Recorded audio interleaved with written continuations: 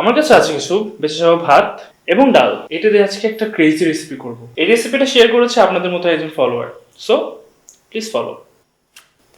প্রথমে কিছু পেঁয়াজ মরিচ কেটে নেব। পেঁয়াজ নিয়েছি 4 থেকে 5টার মতো, মরিচ নিয়েছি 3টা। আমি 2টা টমেটো কেটেছি, পরে দেখি একটাই হয়ে গেছে। ধনিয়া পাতা কিছুটা। এখন ভাতগুলোকে নরম করে নেব, এরপর ডালটা দিয়ে মিক্স করে ফেলবো যেন আরও নরম হয়। এখন পেঁয়াজ মরিচ ধনিয়া পাতা টমেটো দিলাম। মশলা দিব হলুদ 1 টিস্পুন, গুঁড়ামরিচ 2 টিস্পুন, গোলমরিচ গুঁড়া 1 টিস্পুন, ধনিয়া গুঁড়া 2 টিস্পুন, জিরা 2 টিস্পুন, লবণ স্বাদ মতো।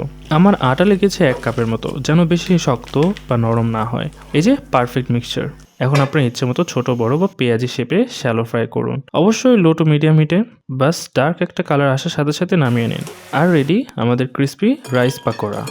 বাসার মেহমানরাও এসে খুঁজবে এটা কিসের রেসিপি। বিসমিল্লাহ। This is so delicious. Must try. Don't forget to follow.